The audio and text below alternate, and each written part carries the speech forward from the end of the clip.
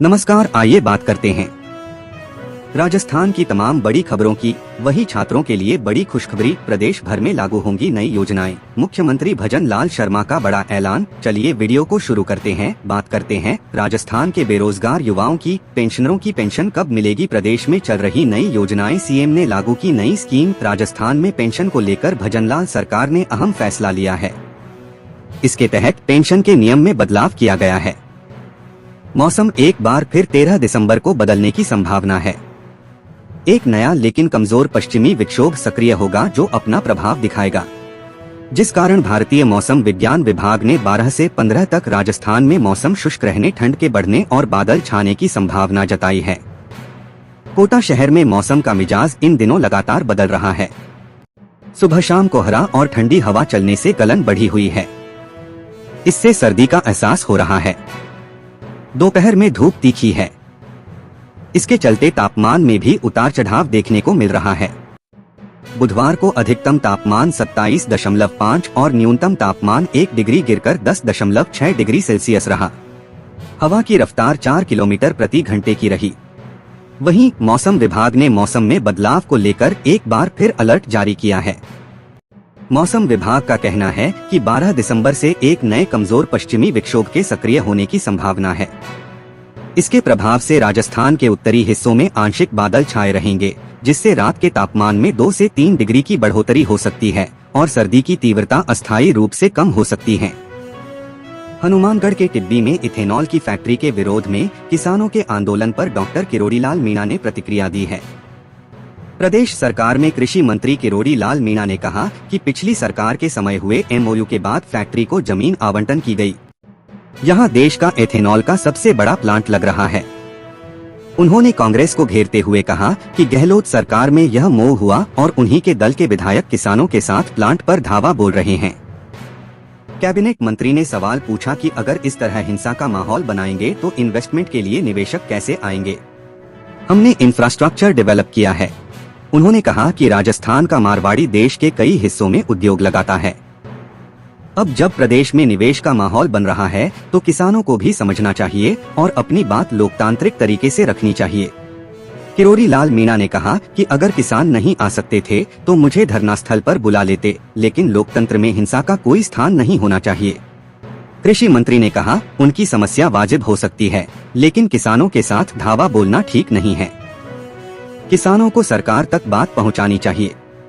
मैं खुद 4 बार क्षेत्र में दौरे पर गया हूं। जिला कलेक्टर के जरिए किसानों तक मैसेज कराया। माहौल बिगड़ने की आशंका जाहिर करते हुए कैबिनेट मंत्री ने कहा कि प्रदेश में उद्योग धंधे आने की संभावना बन रही है, तो इस बीच माहौल बिगाड़ा जा रहा है। यह ठीक नहीं है। किसानों को अपना पक्ष सरकार के सामने रखना चाहिए, तभी रास्ता निकल सकेगा। उन्होंने पूर्व मुख्यमंत्री अशोक गहलोत और कांग्रेस नेता सचिन पायलट से कहा कि गर्म कमरों में बैठकर आंदोलन पर इस तरह बयानबाजी की बजाय आप लोगों को आंदोलन के बीच जाना चाहिए। शिक्षा मंत्री मदन दिलावर के कार्यालय द्वारा जारी आंकड़ों ने राजस्थान के सरकारी स्कूलों की गंभीर हालत को उजागर किया है। राजस्थान में कुल लगभग 65,000 सरकारी स्कूल हैं। विभाग द्वारा किए गए सर्वे में सामने आया कि 3,768 सरकारी स्कूलों की पूरी इमारतें, 83,783 कक्षाएं और 16,765 शौचालय जर्जर अवस्था में हैं। जारी डेटा के अनुसार 2,19,902 कक्षाओं और 29,753 शौचालयों को मरम्मत की जरूरत है। दिलावर ने सभी विधायकों को पत्र लिखकर अपने विधायक कोष का 20% हिस्सा स्कूल भवनों की मरम्मत के लिए देने का अनुरोध किया। झालावाड़ हादसे के बाद मुख्यमंत्री भजन लाल शर्मा ने घोषणा की थी कि विधायक शिक्षा का साथी योजना के तहत हर वर्ष विधायक कोष का 20% हिस्सा सरकारी स्कूल भवनों पर खर्च किया जाएगा। गौरतलब है कि जुलाई में झालावाड़ में एक स्कूल भवन ढहने से 7 बच्चों की मौत हो गई थी और 21 घायल हुए थे, जिसके बाद राजस्थान सरकार ने सभी सरकारी स्कूलों की इमारतों का सर्वे कराने के आदेश दिए थे। 2 दिसंबर को राजस्थान हाई कोर्ट ने सरकारी स्कूलों की मरम्मत को लेकर राजस्थान सरकार के रुख पर कड़ी नाराजगी जताई। कोर्ट ने कहा कि सरकार बार बार समय मांग रही है और अब तक सुधार की विस्तृत रोड मैप रिपोर्ट पेश नहीं की गई। राजधानी दिल्ली में 3 बाद 14 दिसंबर को वोट चोर गद्दी छोड़ मसले पर होने वाली कांग्रेस की राष्ट्रीय रैली को लेकर राजस्थान कांग्रेस में तैयारियां तेज हो गई है। इस रैली में राजस्थान कांग्रेस के नेताओं को करीब 50,000 कार्यकर्ता दिल्ली ले जाने का टारगेट दिया गया है। कार्यकर्ताओं को रैली में दिल्ली ले जाने का रोड मैप तैयार करने के लिए आज जयपुर में कांग्रेस की बड़ी बैठक होगी। यह बैठक पार्टी के संगठन महामंत्री केसी वेणुगोपाल और कोषाध्यक्ष अजय माकन लेंगे। इस बैठक में राजस्थान पीसीसी चीफ गोविंद सिंह डोटासरा समेत तमाम बड़े नेता शामिल होंगे। बैठक में पूरी रणनीति को अमली जामा पहनाया जाएगा। आज होने वाली बैठक में पूर्व मुख्यमंत्री अशोक गहलोत, सचिन पायलट, टीकाराम जूली, पूर्व केंद्रीय मंत्री भंवर जितेंद्र सिंह और वरिष्ठ नेता हरीश चौधरी समेत नवनियुक्त सभी जिलाध्यक्ष शामिल होंगे। केसी वेणुगोपाल और अजय माकन दोपहर में चार्टर विमान से दिल्ली से जयपुर पहुंचेंगे। यहां वे पीसीसी मुख्यालय में राजस्थान कांग्रेस के वरिष्ठ नेताओं के साथ बैठक कर पूरी रणनीति पर चर्चा करेंगे।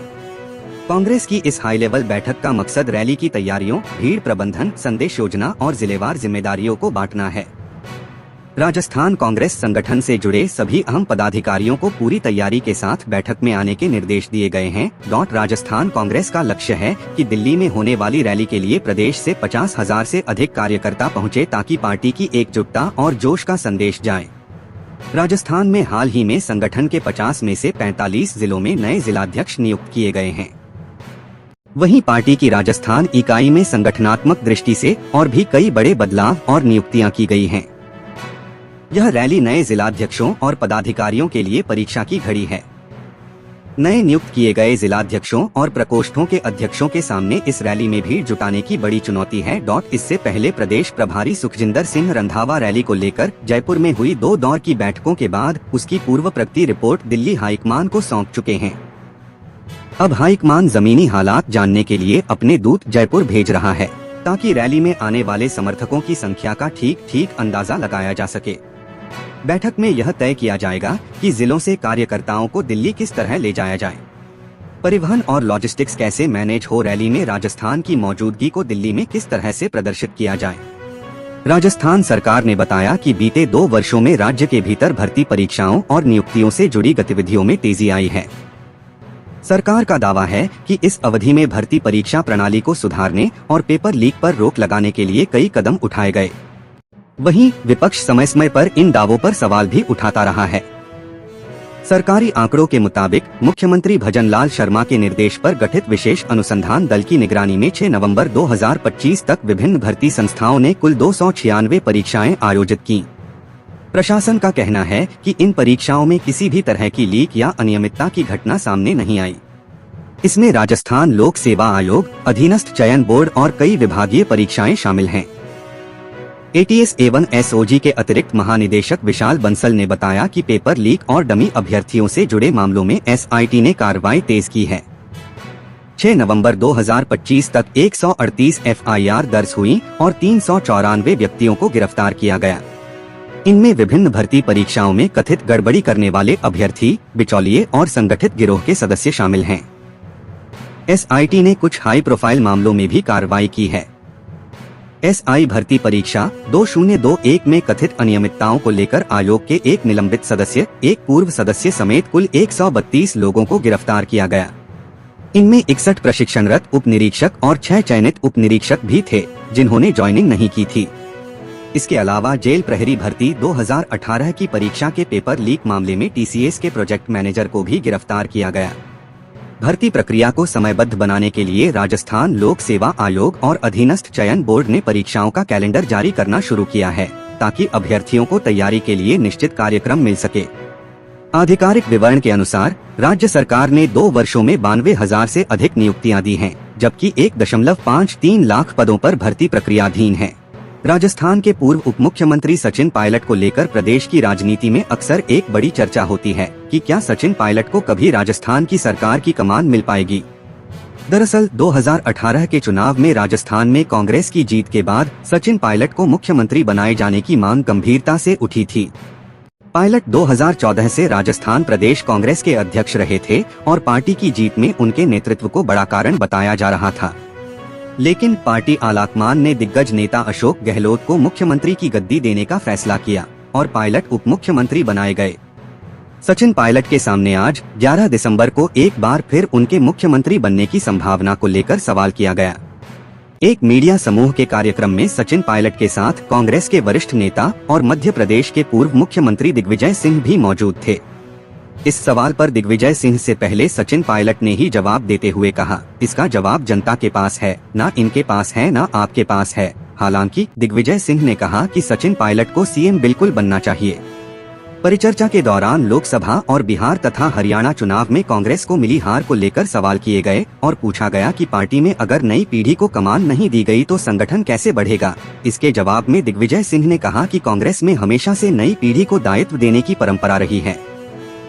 उन्होंने कहा, राजीव गांधी ने मुझे सिर्फ 38 साल की उम्र में मध्य प्रदेश जैसे राज्य में बड़े दिग्गजों के रहते हुए प्रदेश अध्यक्ष की कमान दे दी थी।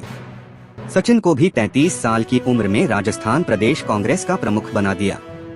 यह प्रकृति का नियम है कि पतझड़ के बाद नई कोपलें आती हैं, तो सचिन नई कोपल हैं। वहीं सचिन ने भी कहा कि उन्हें भी काफी मौके मिले।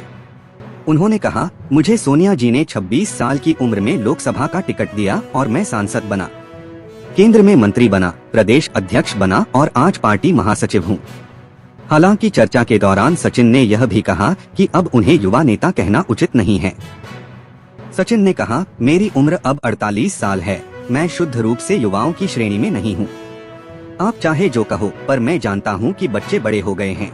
लेकिन पायलट के इस जवाब पर दिग्विजय सिंह ने कहा कि तुलनात्मक रूप से सचिन युवा नेता हैं। वैसे सचिन पायलट ने नेताओं को उम्र के खांचे में बांटे जाने पर असहमति जताते हुए कहा, पार्टी मौका हरेक को देती है, पर दरार पैदा करने की कोशिश की जाती है बुजुर्गों और नौजवानों में बांटकर। देश को दोनों की जरूरत है, इसे लेकर हमारी पार्टी में कोई भेदभाव नहीं है। सचिन ने कहा, जब तक इंसान काम कर रहा है, योगदान दे रहा है, सक्रिय है, उसे काम करना चाहिए।